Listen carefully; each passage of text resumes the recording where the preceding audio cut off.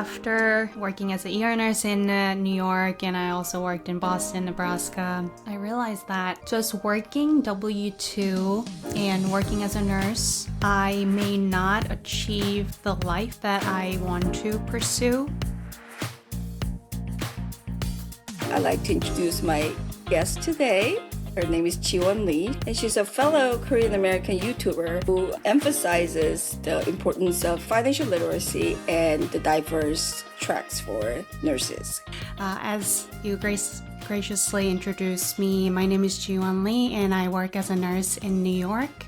And I run a YouTube channel called Rich Nurse with two goals, which is to help improve financial literacy for nurses and also to let nurses about diverse nursing paths. So I'm happy to be here. So what is it like being a nurse in New York City? Nursing is perceived as one of the most stable profession, I believe. And that being said, in New York City, where there are a lot of hospitals in a proximity. There are a lot of bedside nursing jobs that you can have. There are startup jobs you can have as a nurse. Also, you can be an educator. You can go into corporate, do research. There are other things that a nurse can do other than taking care of patients. We usually think when we see a nurse, they're taking care of patients, whether it's in a hospital or in a primary care setting. So I would say it's a blessing to be a nurse in New York. I also lived in Philadelphia, Nebraska, Boston, and New York now. Oh, wow. Yes. Nebraska. Okay. Yes. So you came to the States as a college student or? Yes. Yeah. So okay. I went to nursing school in Boston, and before then, I was going to high school in Toronto, it's a suburb of Toronto, and that's when I moved and first learned how to speak and communicate in English. So that's when I was when I was 16 in high school. Okay. Yeah.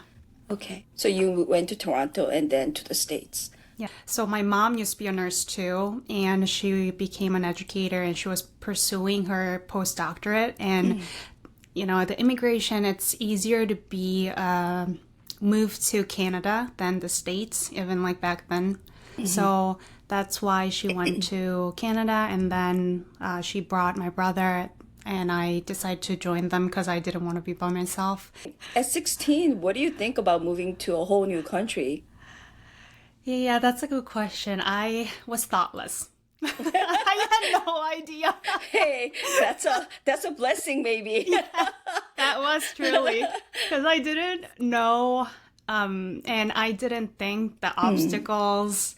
I just wanted to think to myself, I don't want to go to Hagwon anymore. Like, I just want to move. And I played ice hockey since I was little. Oh, wow. So, yeah, I had many friends who went to Canada, to the States to pursue hockey or to study. So, at the time when I was in high school, I thought I was late. Believe it or not, it's really funny because so my friends when they're in elementary school or middle school, and I was already in high school, and I wasn't fluent in English or was able to communicate and make friends that well in English. However, it was blessing, as you said, that I wasn't really thinking too much into it, and then I just had to learn. Wow. Was it tough to learn a new language, or were you already speaking some English? I was able to speak some, but it was hard to make friends. So that's why I played sports, anything that I could play. So like ice hockey, I played since I was little, so I joined the team, and I did field hockey, rugby, like track and field, anything that I could, because you don't really have to speak when you're playing sports. That was my way to really mingle. Yeah. You know, you're the first Korean woman that I know who played ice hockey. Yeah. It's not very common. I think it became more common when I speak to my friends who pursue that path in Korea, back in Korea. And when I was growing up, I was born in 1991. So I started playing when I was 7 till I was in college. So I had like 5 girls in my team. It was co-ed. We didn't have, since I was playing in Korea, we didn't have a team for girls because there are not many. So we shared lockers together. We played together. We body checked with guys. That's how we grew up. Oh, wow. Yeah. Yeah. Did you come to New York for a job? Uh-huh.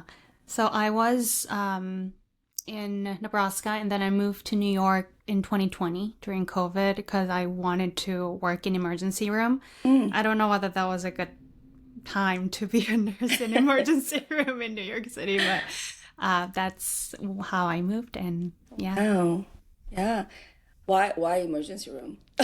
I thought that I could be a good emergency room nurse because I like fast pace, and I wanted to, I liked people coming in and out. And when you take care of them with their chief complaint, they either go upstairs or they are going home. So I thought I would like that.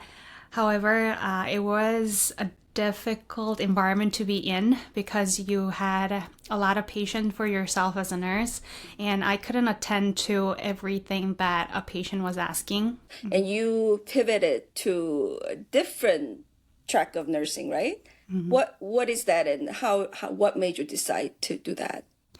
So currently, I work in a healthcare startup in New York as a clinical manager, and I got interested in startup world since a few years ago because I thought that building a business and creating a team, managing different roles in business operation was very intriguing. And also startup founders, they have this grit, right? And they have this perseverance, ambition. And I was drawn to that. So I started going to different events. Like, as I said, living in New York City, you have many chances or opportunities to do that. So that's how I got interested. And I found this Korean healthcare startup in New York, started working as a nurse there at first, and I became a clinical manager. And I realized that in healthcare or anything, in any business, that it's really relationship. So building and managing that relationship. So that's how this whole experience started, from that startup event to me becoming a nurse and then to this managerial role. What kind of startup is it? So we are a primary care chain, and we have locations in New York, New Jersey, Alabama, Georgia, and there are, the Korean corporates like LG, Samsung, or Hyundai. We have in factory clinics in those factories too. Yeah. Your primary care, it's sort of like a franchise, or? Yes, it's a chain. Yeah, it's a chain. So they have primary care locations, and also they go in-house. Right, because locations like the Hyundai Mobis, they need to like go out of reach or go farther to see a doctor or a provider. So it's convenient for them while they're working during their work hours to just check with the doctor. So that's why they're trying to implement this. Wow, that's a great benefit for the employees, right? Exactly. Yeah, and then somebody who speaks Korean as well. Right, because in Korean companies in Korea, they have like Naver, they have these on-site clinics. It's like a clinic in a school. Yeah. You have a nurse in school, and they, kids when they're sick, they go see the nurse. Yeah. So it's like that with the doctor. Yeah. What do you say? How do you say that in Korean? Like 양호실? 양호실? Yeah. It's like 양호실 in a factory. That's cool. Oh, that's really great. That's a good system. Yes. Yeah. That sounds like a lot of work. You must be so busy. It is. And I'll be honest, like I cried a lot too. But it's okay. Why? Why did you cry? It's because I am used to being a nurse, right? I'm used to taking care of patients. And when you work as a nurse in a hospital, you have your own assignment and you have a number of patients that you take care of. during a 12-hour period. And when you're done, you're done. It's not that you can bring them to home and then take care of them, right?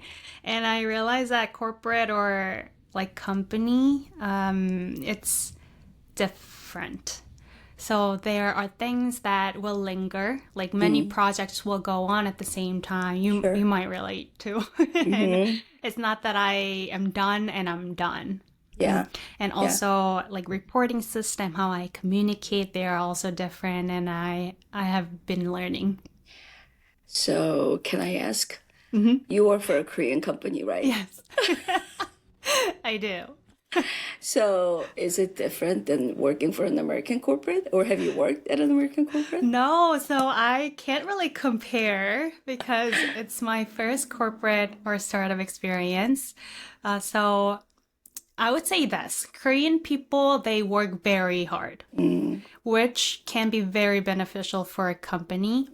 Because when you're building a company, you have to work hard and there's no way around it. Yeah. Yeah, so that is good and bad. It's also stressful, but also it's good for the company. If I were the owner, I would really appreciate that. You know, yeah. Yeah. What about the communication style? I would think that is very different. That's a great question, because that's one of the things that I struggled with, because, you know, I moved to Canada when I was 16. However, I am used to working in English. And also medical jargons or medical terms, I'm more used to speaking in English. Sure. And when I'm talking and communicating with the team or with my patients or clients.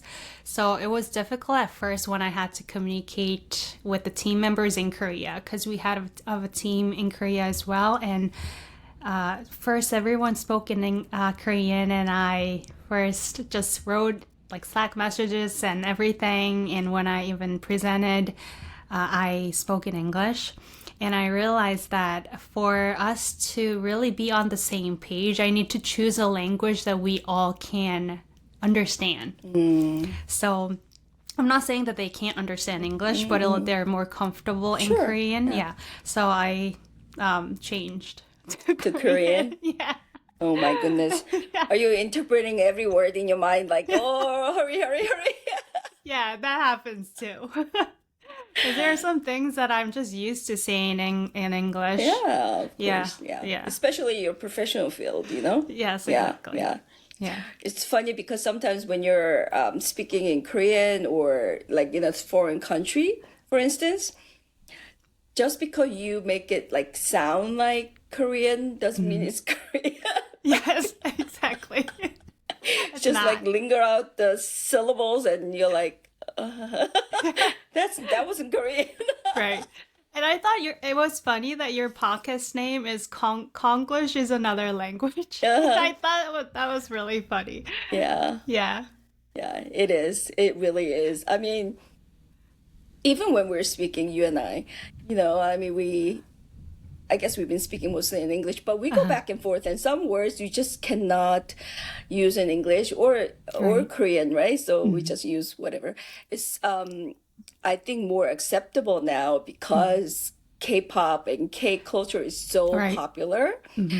I was watching what do you call it? Like K-pop Monster Hunters Demons? or something like that. Yes, that's so You know what I'm popular. talking about? Yeah. And they were like, "Oh, you're the maknae," in the show. Like use those type of words, and it's accepted, I guess. Right. And people know what that means more than before. So Right. yeah. That show is so popular. Even it's not only the children, it's everyone. And I heard the songs are amazing. Yeah. So you have a YouTube channel called Rich Nurse. And you're my 선배, actually. You have many followings and subscribers and viewers. I'm like, oh, No. when do I get there? You will get there. Why Rich Nurse? What does that mean? So I chose the name Rich Nurse because it's easy to remember. And it's more intuitive. So my initial goal as a nurse when I was in nursing school was to get my nursing PhD and become a tenured professor. That was my initial goal. And then after working as an ER nurse in New York, and I also worked in Boston, Nebraska, I realized that just working W-2 and working as a nurse, I may not achieve the life that I want to pursue, meaning my parents and my family is in Korea. So if I want to go back to Korea and just want to spend time with my parents, would I be able to do that working as a nurse tied to a job? I thought that was not the path that I wanted to see myself in 10, 20, 30 years. So I started to think, what are some other ways that I can make income? Because finance is something that we have to consider, right? Sure. So I was reading, I was listening to podcasts, I was watching YouTube about different investment approaches, and then I thought to myself, I wish I knew this when I was in college. I wish I started just saving $100 a month maybe. And then with compound interest, it'll be much more by now. I'm 33, so I started a YouTube channel and was thinking, I wish more nurses knew this. Even 1 year earlier or 1 month earlier and start investing or saving. So that's why I have my YouTube channel as Rich Nurse, because I want to talk about money freely and also educate nurses about it, because I was so ignorant on this topic. And also the second goal that I have, the diverse nursing paths, why I want to speak about it is because when I was in nursing school, I thought education or bedside nursing were the only choices that I can have as a nurse. However, when I graduated and pursuing my master's, I accidentally had to choose my major, change my major from clinical nursing to leadership and education and admin, because I failed my clinical. Okay. So, yeah.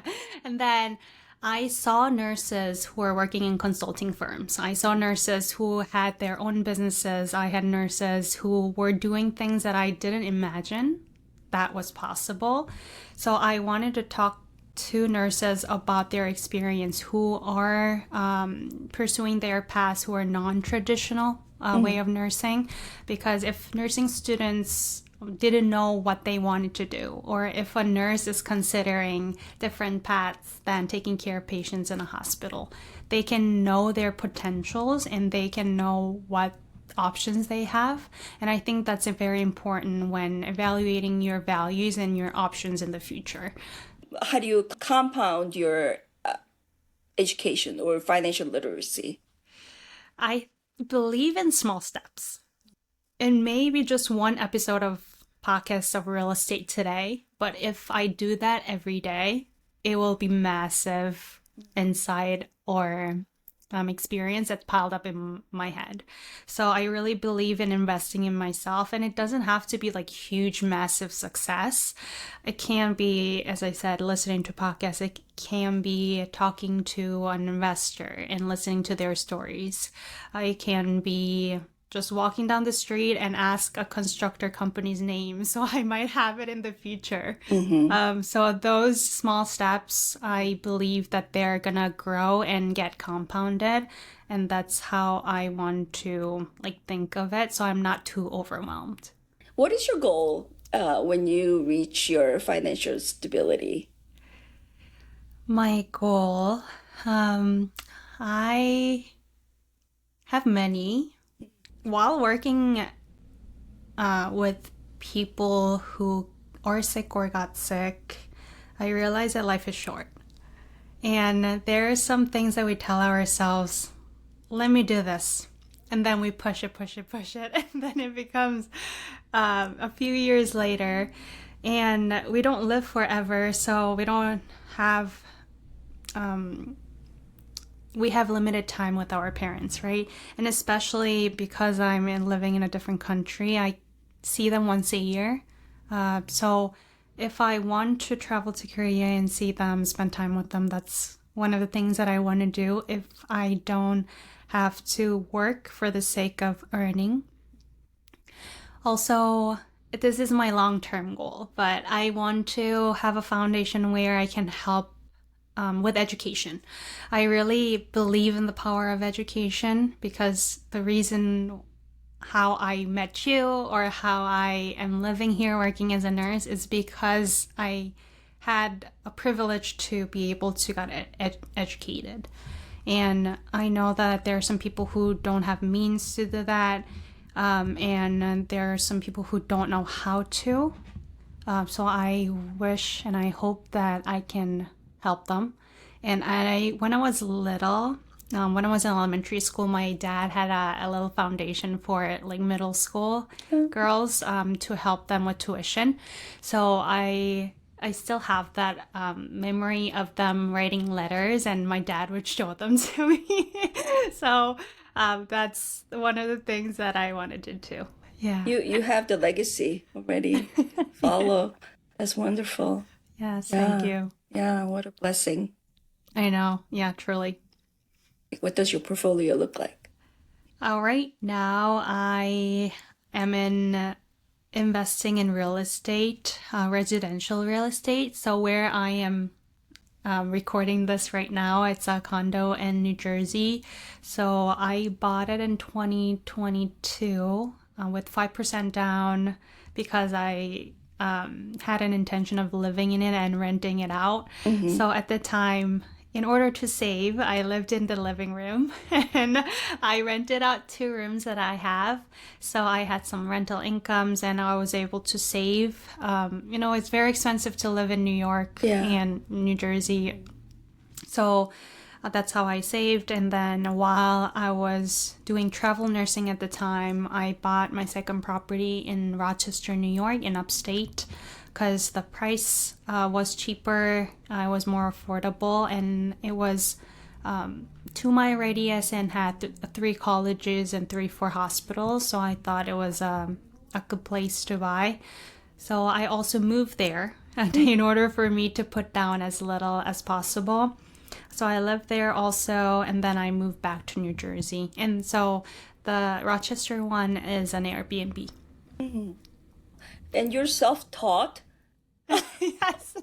I'm not married and I don't have children. Uh-huh. So I thought that this was a time that I could do this, like sacrifice my space in order for me to save. Because if I have a child, it'll be difficult. Yeah. I'll have to have a space and I'll have to also think of my husband's thoughts and ideas. Mm-hmm. So let me just do this now when I can. That was my thought process. Oh my goodness. You're young still. And how do you, most people in their early 30s don't think this way. I don't think so. What got you into thinking this way? Was it your family background? What is it? It was the desire to be wealthier. I'll be honest. How I started to educate myself, reading and the stuff that I mentioned. And one of the books mentioned that 90% of Americans who became millionaires did it through real estate. So I was like, what is there in real estate? I need to learn. But it was scary because it's an asset or property that you have to manage. It's not you can invest like stock and you can forget about. So I had a hurdle and I just pushed it for a year or 2. And then I told myself, I'll just buy something and I'll live in it. If anything goes wrong, I'll just live in it and I'll figure it out. So that's how I was able to start. And also it was the era of lower interest rate. So I think that helped too. What drives you? What drives me? I want to be a lifelong learner. And that's what gives me joy. So learning new things and meeting new people who have insight and who are walking the path that I want to walk. That is joyful for me. And that's my motivation. 지원, you're so 멋있어. Oh, thank you, Min.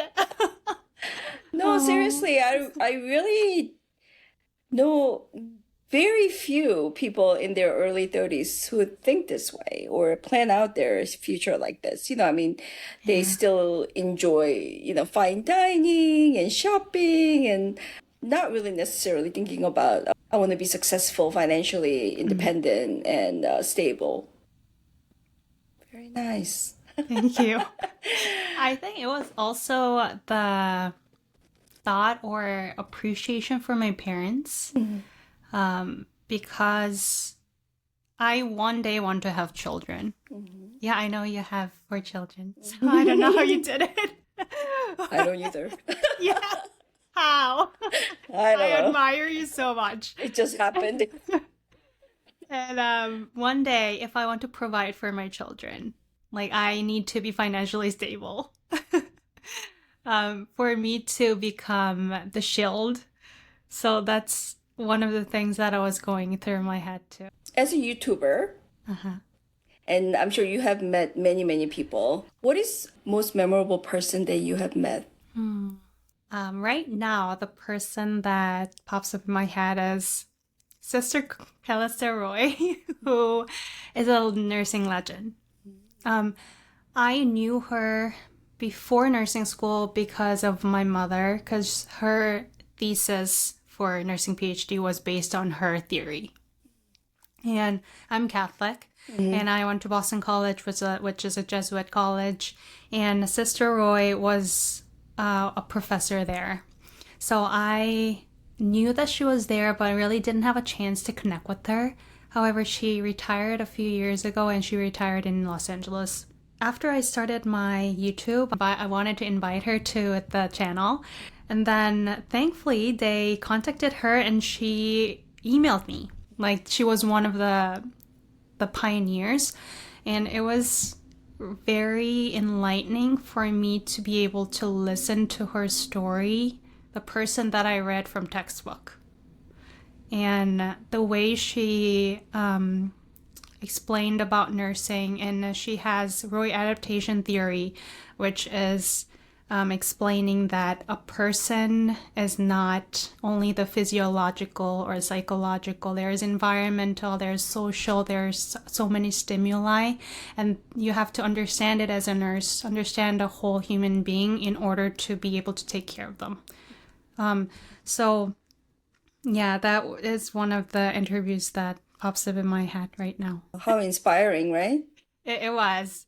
We all have different stories, and I have gotten to value the story sharing more after meeting different people, whether they're investors, nurses, because I could study different nursing paths and talk about it in my channel, but that can't compare to talking to the person who are working in the field or who have learned over the years and have their own insight.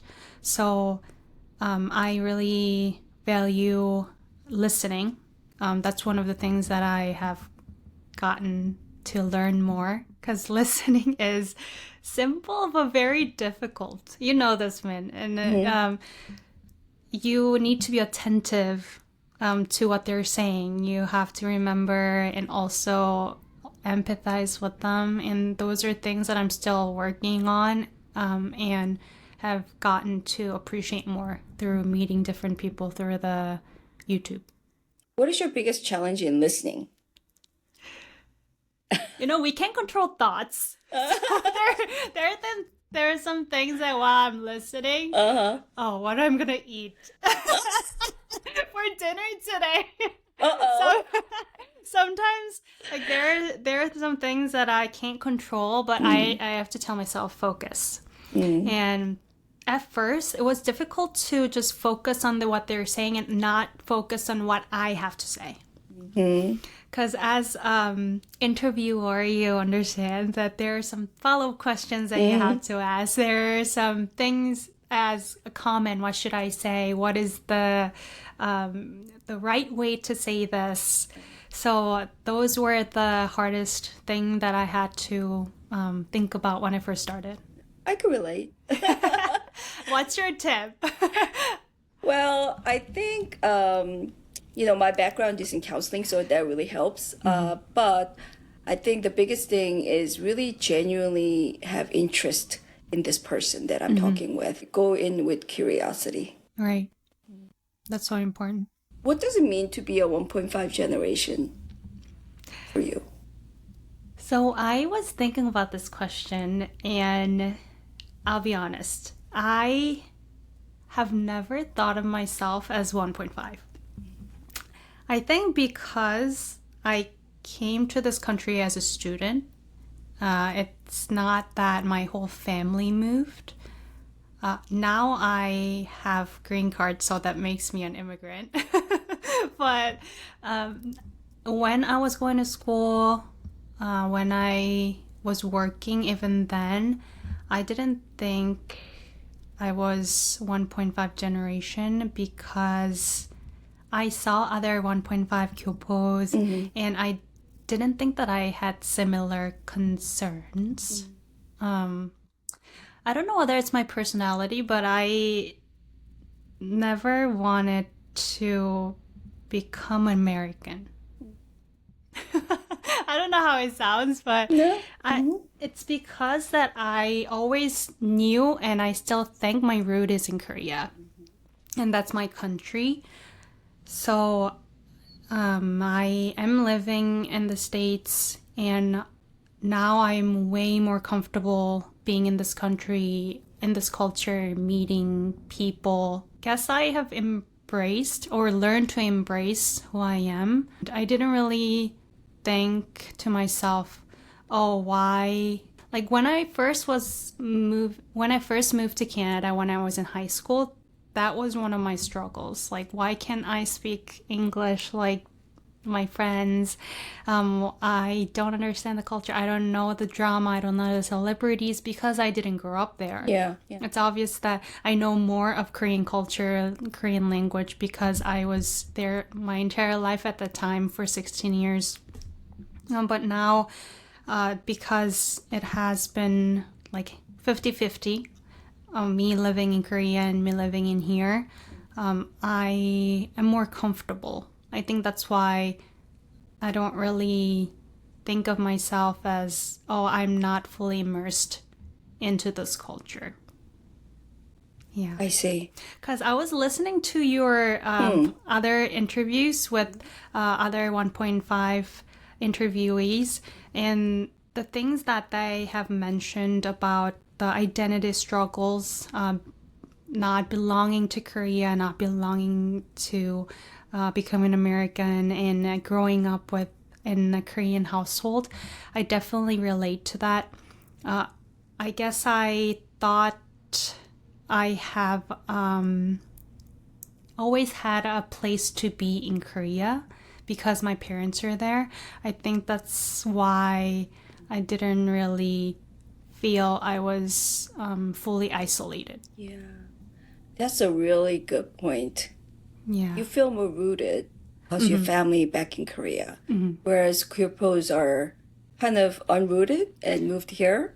Right. And then there's no root. We're not, trying to be rooted here, but then not yet. So Right. I think that's the biggest struggle. That's a really good point. Yeah, you knew where you belong. Right. And imagine the parents when they move to the States, they also have to adjust to the new environment. They also need to think about their children, and they're not used to living with speaking in English or making money here. And that in itself is struggling too. And for children to be with that and also struggle themselves in school and in social circles and whatnot, I think that can be more struggling. Now I think about it. Yeah, it's a huge challenge, I Yeah, think. right. And even still, for those children, that generation from 70s and 80s are all grown up now and now dealing with another set of immigrant struggles with the parents and the parents in their 30s and 40s coming to the States, not speaking the language and not knowing the system, they had to survive. Right. Yeah. So I think it's a complicated sociological issue, story, generational event. It's very, very interesting to me. And I feel so heartbroken at times, but then hopeful at the same time. We always say, be out of comfort zone. And it's just the way it is. Just, suck it up. But sometimes you need someone to hug you. Like sometimes you need to be into a social circle or be in an area or a place for you to be embraced. I always, told myself, you have to do more. Like you have to be with people that you don't know and you have to learn, go. But sometimes you need a break, and there is so much value in resting too. Yes. That's how I have learned this year more recently. So when you said that you took 2 months break, I thought that was very wise because, living and make a living as a 1.5 or any immigrant, it is difficult. It is challenging. It's your life. It's you is the main character in your life. I know it's a cliche, but if you have to rest, if you have to be in your comfort zone and stay there for months, years, that's okay. That's what I have neglected, I think, many years. And there is an importance in doing that. Wise words from Jiwon Lee. Seriously. I hope it helps. No, really, I'm very sincere in saying that because I am just kind of blown away by how wise the young people are these days. I know that makes me sound really old, but no, really, I'm really amazed. Like I didn't know that. Yeah. In my 30s. Yeah. No, I wish more people know and just pat yourself in the shoulder and you did a good job today. That's okay. That's right. Yeah, good job. Yeah, you showed up, right? Yes, exactly. Yeah. Yep. Yeah. I usually don't really talk about personal stuff in interviews, so it was new to me, and also I had fun. Good. Wonderful. I'm glad you had fun. I did. I like to have fun. Yes. Yeah, people think I'm very serious, but I'm really not. Yeah. I could be, but right. I think so. And I laughed a lot today. Oh, good. Yeah. So did I. So, yes. Yeah.